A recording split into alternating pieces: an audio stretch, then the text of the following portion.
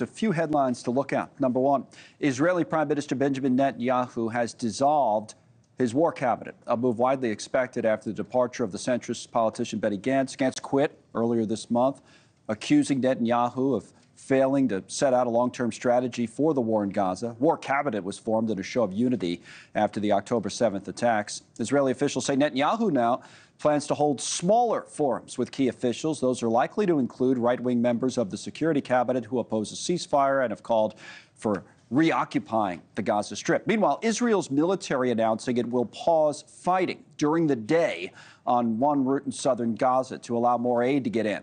This as rising temperatures have made the struggle to find water and food even more desperate than they already were. Now, live from Rafah with us in the Gaza Strip is James Elder.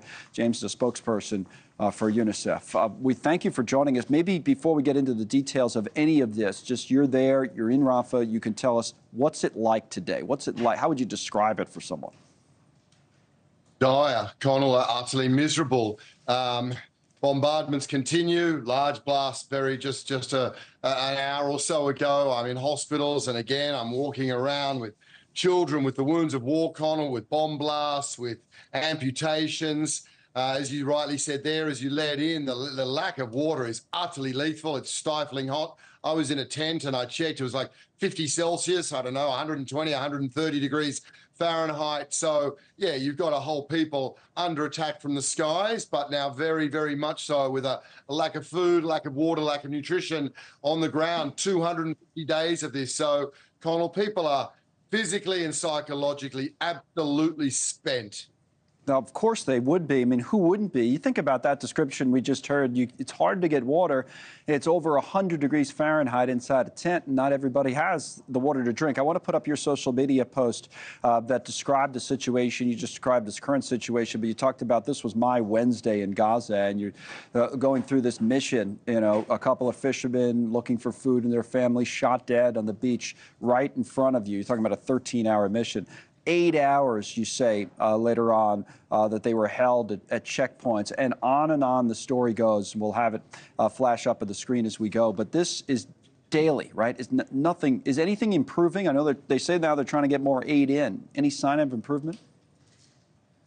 No sign of any change in terms of that announcement. What the tactical pause, it doesn't address the problems at hand. The problems at hand are to get more aid in, you need more entry points. And there are many crossings, but we're losing crossings, Connell, rather than gaining them. Errors in the north closed. Rafah in the south was the lifeline for humanitarian aid.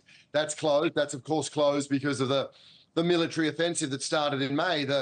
Important to remember the military offensive, which was called a quote-unquote limited offensive. That limited offensive led to another 1 million people being forcibly displaced. In May, half the number of humanitarian trucks came in from April. So we're getting supplies across, but not in the level people need because it's hard for viewers to understand, but 250 days of bombardments, of your home being destroyed, of being in a tent, the level when you hear the bombings overnight or the drones, you don't sleep. Even if you're safe because you're not bombed, it's impossible to sleep from this. So there's a psychological comment, and aid agencies are there, Connell, but there's also a community spirit I must speak to that. I see people open the doors for 5, 6 other families, and now the houses have been bombed. I see they're open their tents.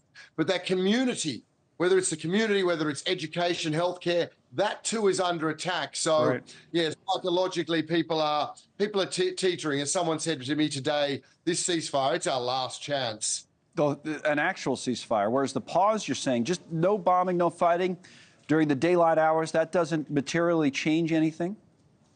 Well, it's the area they've designated is a small strip of one entry point. It's a tiny fraction.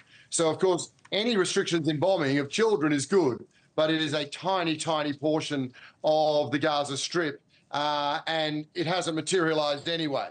So yet again, we are faced, Connell, with statements versus evidence. It's this constant problem we have, of course, because journalists aren't allowed to be here to report the truth. And the truth is that we have seen, as you saw from on Wednesday, we've seen scores of denials, of obstructions, of delays, of life-saving aid to children who are under bombardment and don't have a litre of water to drink. The kind of Thanks so much for watching. Just go to joinnn.com to find News Nation on your television provider. And don't forget to click the red subscribe button below to get more of News Nation's fact-driven, unbiased coverage.